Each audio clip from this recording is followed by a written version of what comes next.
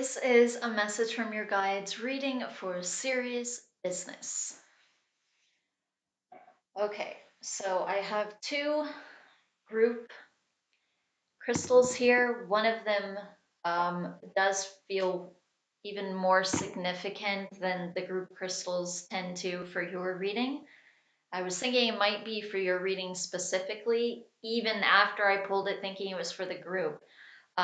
But it's still for the group. And then I have three others here that I pulled for your reading.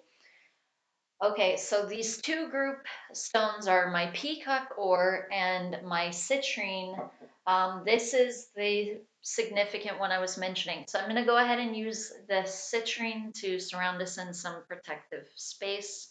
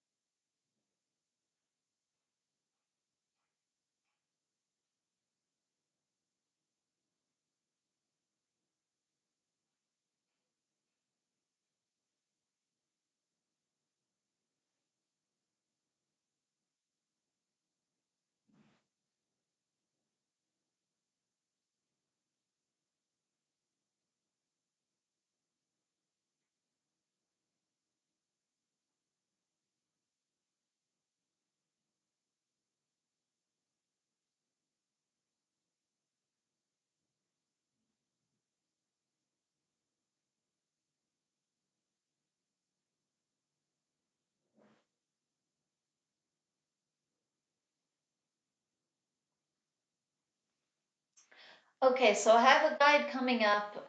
This is one that I don't believe has come through during your mini readings, so correct me if I'm wrong, but I don't think that this guide has come through before. Okay, so just to go over the meanings really quick. So peacock ore, um, like I said, this is for the group, and you can see the different color variations in it. And so it tends to have to do with all of the different chakras rather than a specific one, and clearing them, tuning them, aligning them, especially clearing them, and really working with them in any kind of way. But again, with a focus on clearing them. And then the citrine here is a solar plexus stone. There's definitely some energies coming in regarding your solar plexus and that it needs to be worked on. And this really has to do with personal power. And there's a feeling that you tend to give your personal power away. You give your space away or you give your authority away. And then citrine, well, it's a solar plexus stone. So it has a lot to do with coming into your personal power. And that's something that it definitely triggers or helps with when you meditate with it, and different things as well, but all having to do with the solar plexus. And for your reading, I'm especially going to focus on that. But I do also feel like I should mention sort of willpower, drive, ambition. Ambition to do the things that you want to do with your life, um, your career. There's also something to do with focus. When you think of willpower and drive, it enables you to focus, and even though it's an emotion, it brings up an emotion like determination. This obviously is an emotion, but it can cause you to be a little bit more in your mental body, where you're mentally focused on a goal and you're more clear-headed. Okay, so I'm gonna get into these other three that I pulled for your reading.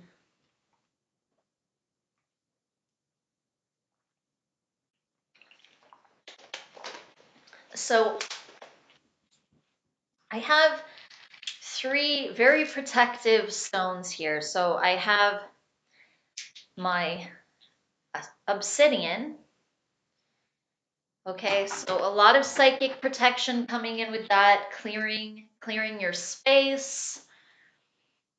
Clearing your energy field. I have my Tektite here. Okay, this is definitely a very protective stone. It protects your space.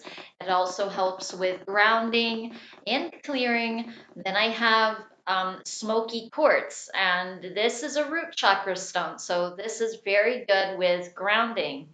But then it's also really good for psychic protection, psychic self defense, and even psychic abilities a little bit, harnessing them, because it also helps again with mentally focusing. It helps you get grounded and clear on what you want, uh, and where you're headed.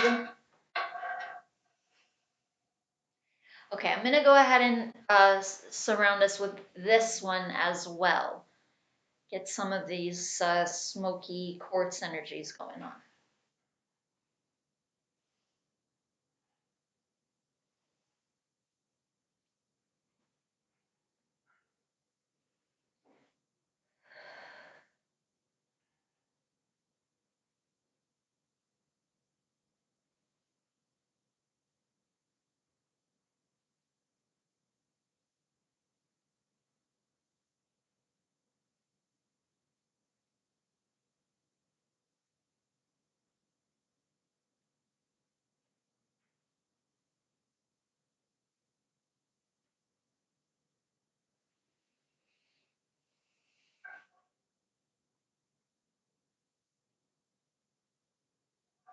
Okay, so this new guide that you have coming in is definitely a protector guide.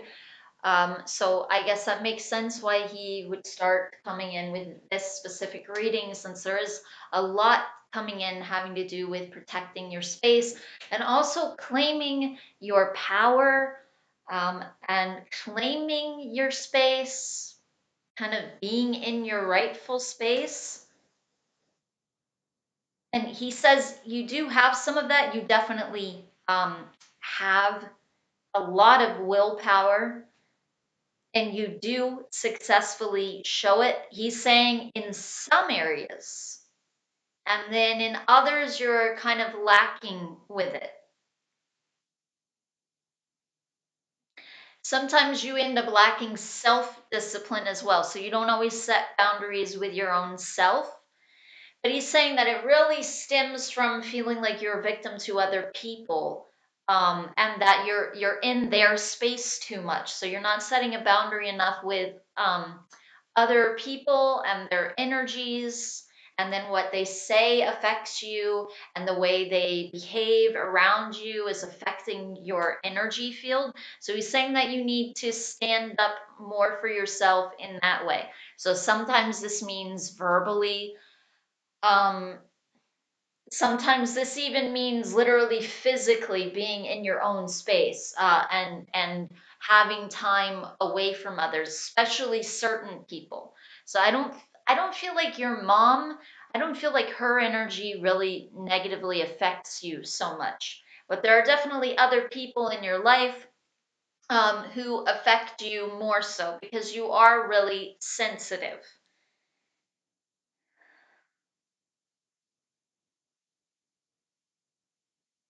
And this isn't just this is kind of general. So obviously your father and some different people, like even when you were in your scuba lessons, there were some obvious people, some of your teacher or some specific people that you were around, who would give you an issue sometimes, especially the teacher. Um, because there's like this authority kind of energy. It's like an authority figure. So he's saying that you have problems with authority figures, but not in the way of like disrespecting authority or something like that. It's more finding your place when you're around those types of people who feel like they have this kind of dominance over you. or like they know more than you in some way, or they're supposed to be showing you something, or you're underneath them in some way, like you're the daughter or you're the student. If you feel like you are underneath someone in some way, then there's this issue that comes up of setting boundaries with the person. And also this can even be like a male female thing sometimes. Even just that basic of programming, like you're feeling a little bit underneath just for the reason that they're a male.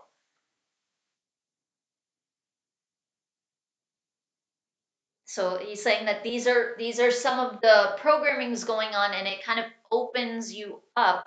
It opens your space up more to being attacked energetically, verbally too. He's saying, um, but still he wants to stress energetically, because verbally is more something tangible. It's something that you know about, that you're more aware of when it takes place.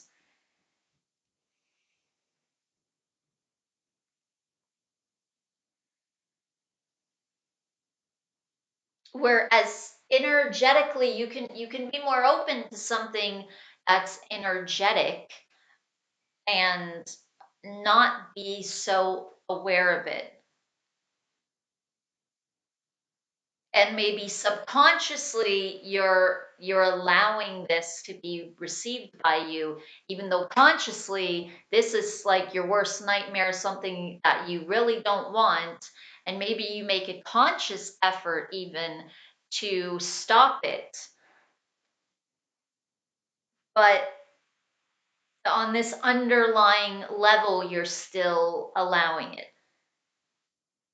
So he's saying that this has to do with your energy and understanding programmings that are there, and finding out what the root cause is. And this kind of really means sort of searching within yourself.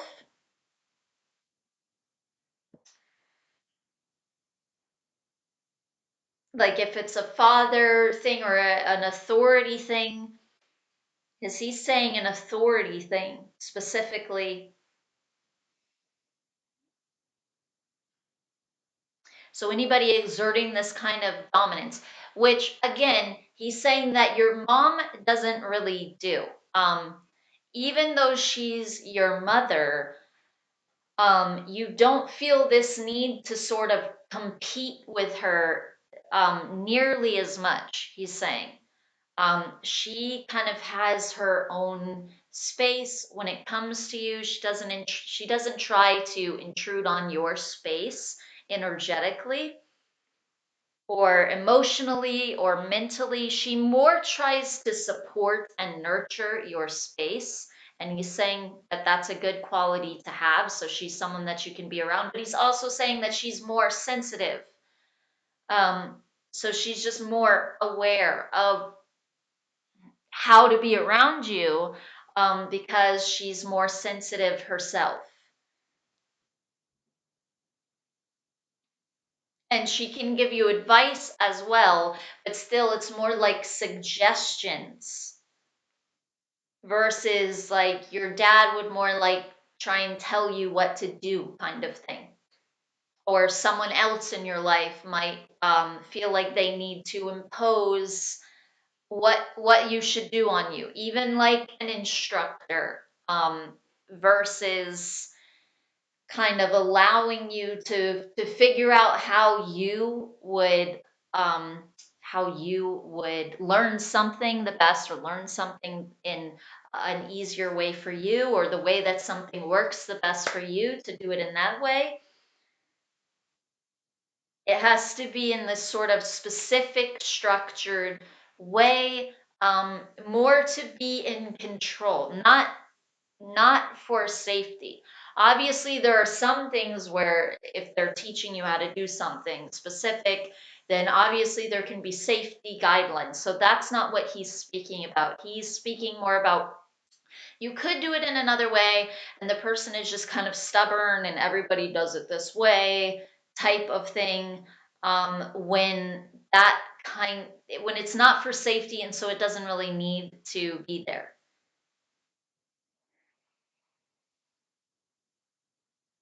So he's saying that this can affect you in other areas, but it has to do with authority. Okay, now also, I'm going to mention a little bit about him. So he is the same race as Safan. So that's the being that I channel from the Council for the Assistant Stars. So he's this same being type. He's coming in a little bit differently than Safan does. Um, Even though I know he would have the same type of form as Safan. So I think this is for some symbolic kind of reason. Because he's coming in looking more like an actual mermaid, where he's having like a tail, um, and he has arms. Though he's showing me arms, he's showing me a tail, um, and a kind of sort of humanoid, but kind of slash fish kind of face, and he's carrying a trident. So he's coming in with this very kind of um protective kind of stance and kind of energy, whereas like normally Safan, he comes in, you can definitely tell that he is some kind of mermaid or part fish or something. He's got some fins in places for sure, but he always comes in with two arms and two legs, and he operates on land as well as in the ocean. So he never comes in with a tail, since obviously you wouldn't be able to walk with a tail. But this is more what he is showing himself as. I don't think it's his actual ultimate form. So he would look more the way that Safan does, but for some reason he's coming in with this specific imagery, which sometimes guides do. They'll come in for some reason looking a little bit different than how they might actually look to get something else across.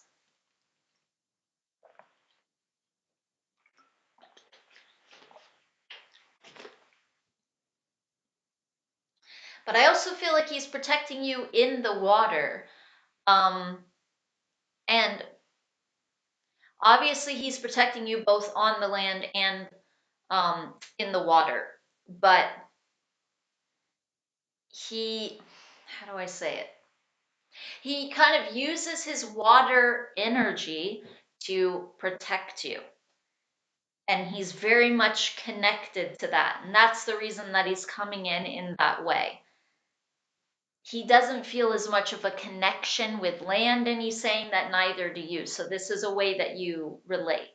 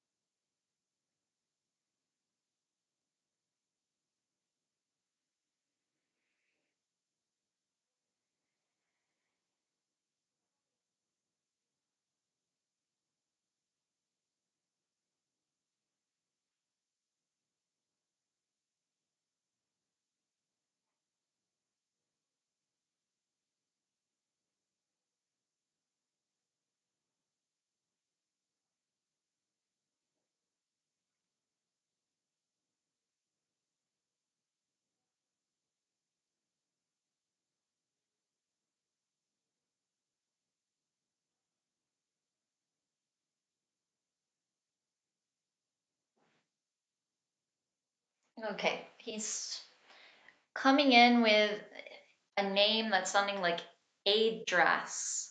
It looks like Adras.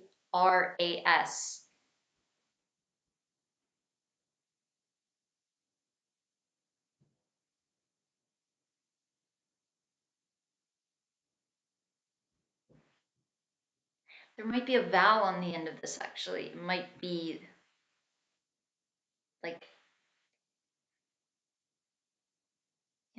like a drasy, like with an I on the end.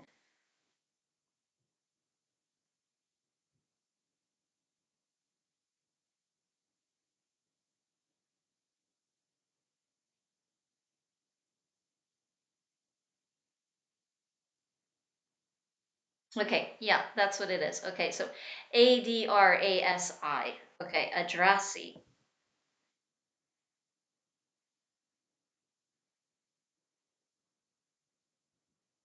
Okay, so he says he's protecting you by clearing you out. He's clearing you out all the time, but he wants you to work on doing it yourself.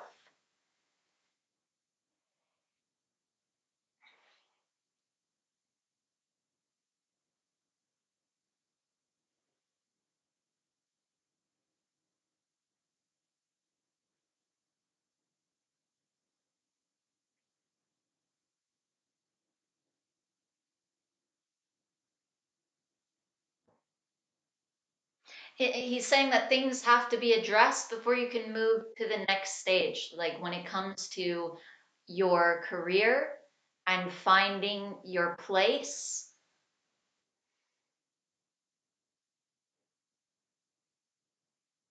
because that's like a brand new thing. That's not just you're learning or you have this authority figure that you're learning something from. This is like a career, like, okay, um, now I'm going into a job where I'm making money.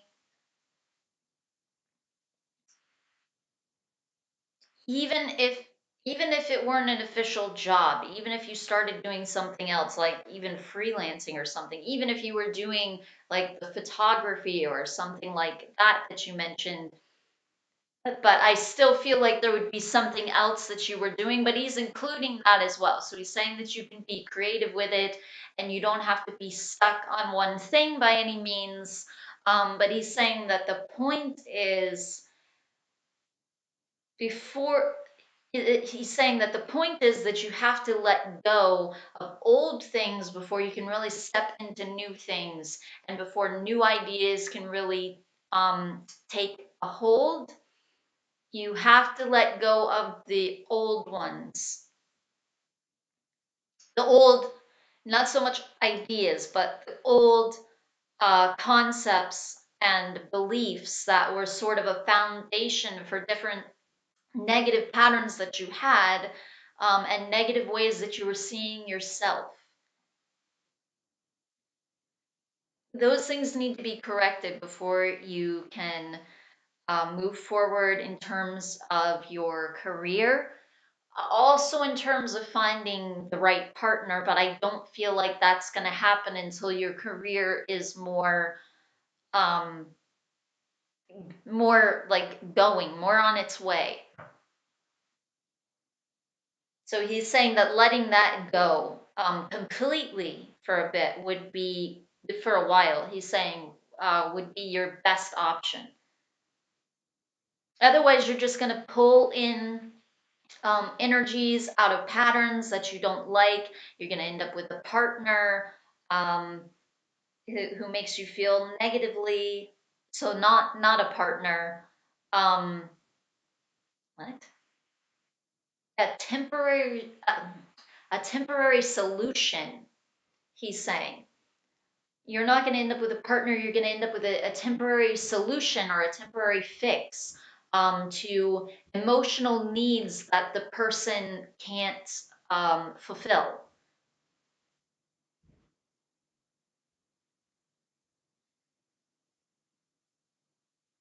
So you need to be standing on your own feet, and you need to be independent.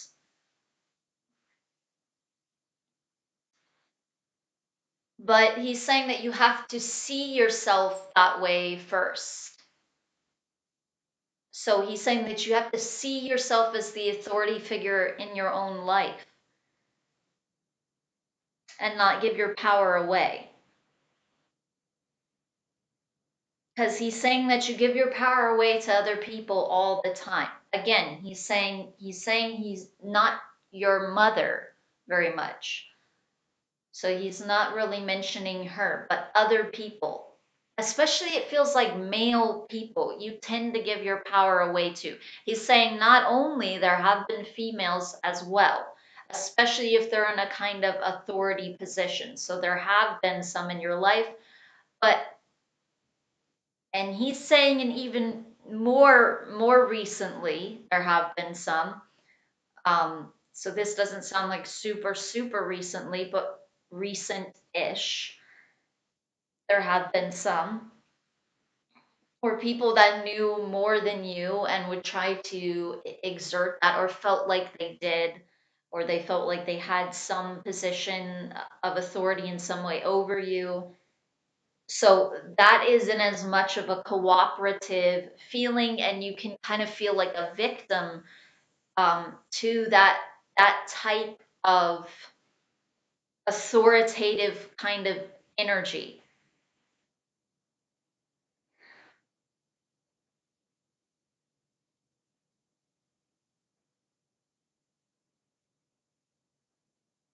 So this is a thing that is kind of tied to your father, but I don't feel like it only started there. This was something from a past life as well, and you kind of brought this in. But he's saying that it doesn't matter so much where it came from, um, as much as you stepping out of it.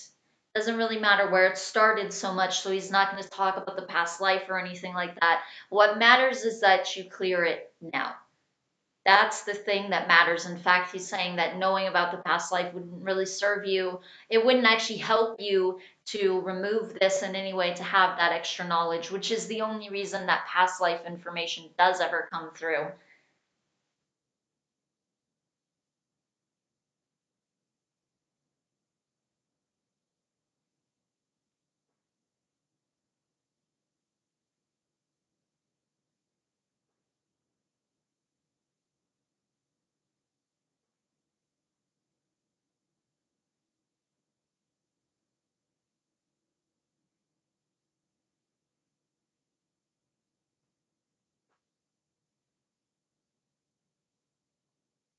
But what he wants you to know is that you're the authority figure in your own life.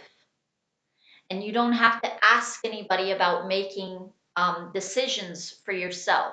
Obviously, you can ask your guides for guidance. You can even go to your mom because, again, she's going to give you advice that's more in the form of suggestions. But the point is that it's ultimately up to you, and you don't need to go to someone um, in a way where you are feeling underneath at all, and like they in any way need to make the decision for you, or in other words, like they could in any way influence the decision that you make. So so he's saying that getting advice from somebody is different than getting their influence. Getting their advice is different from getting their influence. So he is also suggesting that you can meditate with citrine as well. I don't feel like it should be like a really tiny piece though, unless you have more than one. So either get, I don't feel like it even has to be this big. This isn't that big, but I don't even feel like it has to be this big. Um, but not not really small, like one of the really small pieces, unless again, unless you have two or three or four. Even two is okay if you put them in both hands and you're meditating with them. He's saying as long as you're cleansing them every day, as long as every day you're charging them like in a window so they're getting sunlight or moonlight or both, as long as you're putting them in like salt water once a week, for the reason, because the only reason that he was saying a bigger one, or at least more than one if they're small, is for the reason that there's just so much energy um, surrounding the solar plexus and these different issues that he's bringing up. He's saying that this is your weakest spot here, this chakra. And this is the one that's most influenced here. And this is the chakra that has to do with kind of dominance, power, a sense of yourself and who you are, a sense of your direction and actions that you're going to take, and being able to stand up for yourself and set boundaries. There's a lot of things in the solar plexus there. Um, that he's referring to and that affect the topics that he's bringing up. So this is really all solar plexus related, everything that he's bringing up, a little bit throat chakra too, for sure. Will is something that resides definitely in the throat chakra. Your ability to set boundaries, for sure, your creativity, your ability to speak out. But still, so many of the things that he has mentioned really have their roots in the solar plexus, especially when it comes to your ambition and your drive and your sense of self and sense of power and direction, these types of things.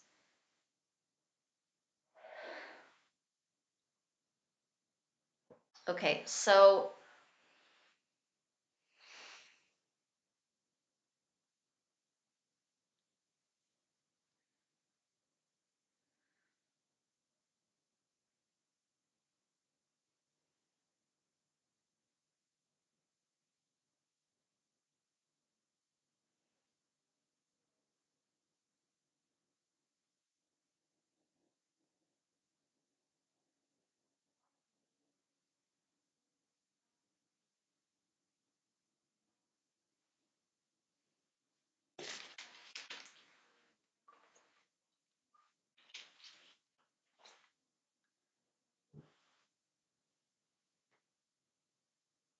he's saying the thing that's most going to help you is setting up proper space. You need to have your own space. So he's saying that you need to have a meditation,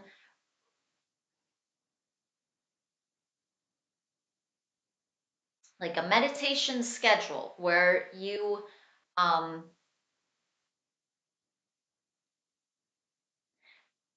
so you need to have like a meditation regimen where you are, it doesn't even have to be at a certain time, um, but it needs to be like every single day. You just take 15 minutes or more and you're somewhere by yourself. And he doesn't mean in an open space with a bunch of people either.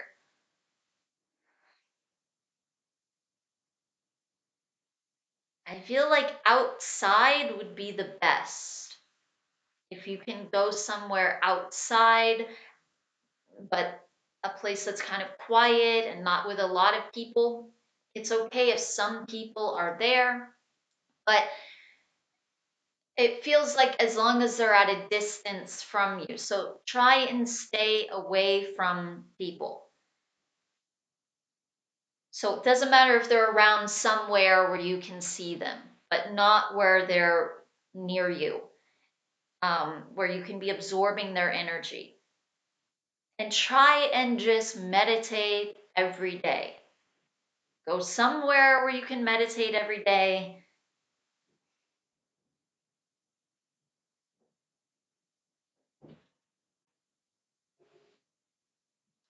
I don't feel like your room is as good of a place for it just because it's there in the house. Um, and I feel like you do associate it with family and other people around. So it's going to be harder for you to connect to only yourself just because of your associations with your room and with your home, especially since you don't normally stay there all the time. You don't normally stay in your home physically. And so, for that reason as well, um, for the reason that you don't stay in your home and you go other places and you travel and things, for that reason as well, um, you have these associations more that this is your family's home. Um, and so this isn't so much your space, even if it's your room temporarily, is what he's trying to get at. It still doesn't feel quite like your own space. Even though you come there and you have a room, it's not your house. In the sense of, even though you were raised in it and everything, even though this is your family and yada yada, still you've kind of moved out or moved on, where you've lived in your own space that was actually more yours for a much longer period of time, or longer periods of time, like months at a time, in other words, or even years, occasionally. And so you have this association with them in your room. So that's why he's saying that your room isn't as good of a space. Because if you want to claim your own space, then you shouldn't be in a space that you associate as being someone else's space. Okay, so you shouldn't be in a physical space that you don't associate as yours.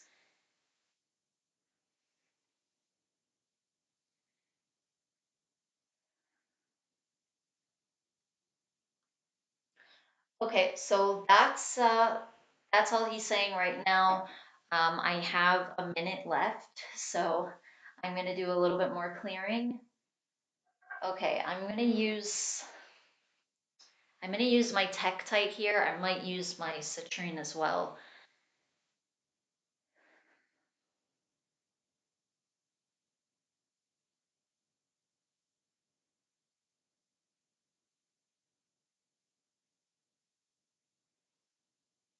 So the energy is going right to your throat chakra, for starters. So, like I was saying before, this is also associated with a lot of those things, and this is definitely an area that needs to be worked on as well.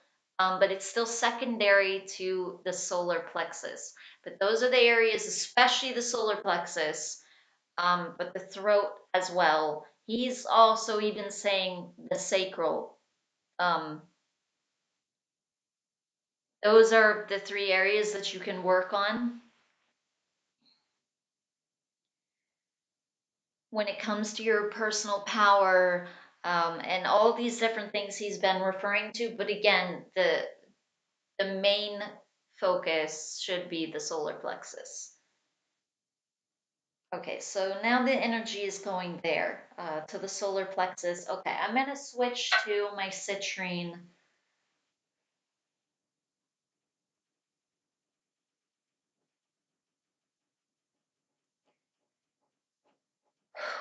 Okay, feel my stomach all of a sudden.